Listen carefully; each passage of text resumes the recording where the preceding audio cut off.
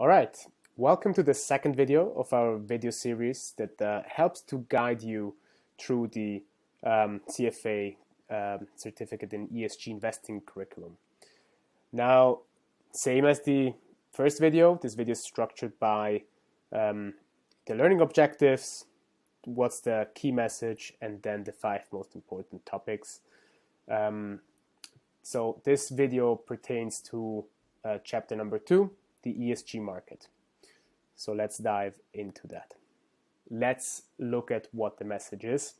Now, this chapter begins with the history of ESG investing, how it began, how it developed, where are we today. Who are the actors in ESG investing? Asset managers, institutional investors, private investors, fund promoters, policymakers. It puts some numbers around the application from a regional perspective. For instance, exclusions are done most in Europe, while impact and thematic investing is done most in the United States. Japan has the largest application of shareholder engagement. Just a few examples. It also touches on in which asset classes ESG is integrated the most. You will see that it is easier and more commonly accepted in public equities and fixed income versus, for instance, private equity and real estate. The chapter will also talk about each of the asset owners, how they interact with their service providers, which are asset managers, intermediaries, and then talk about each of the asset owners themselves. What are their motivations for integrating ESG? How are pension funds governed? How about sovereign wealth funds? What types of sovereign wealth funds are there and what are their objectives? How about wealth management firms who look after private and retail money? So all these kind of questions are answered in this chapter. It then further takes a close look at the service providers. These are asset managers, fund promoters, financial services providers. Other providers include index providers for ESG indexes, fund labelers, investment platforms.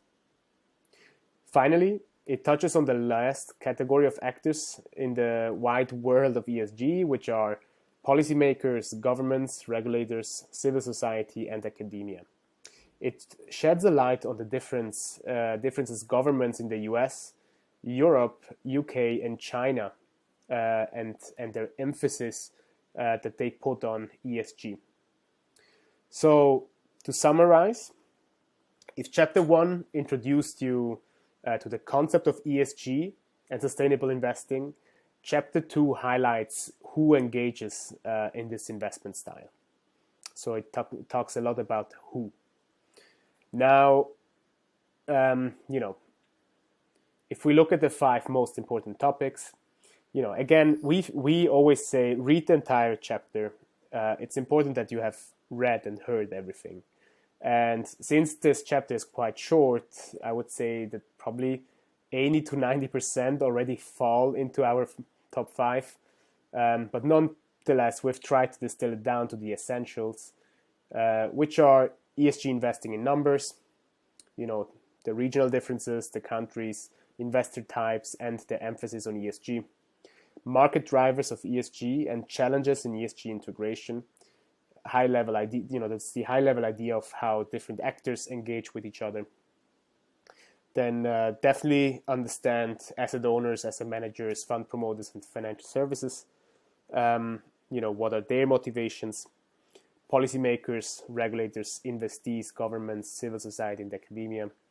And lastly, you will be given case studies.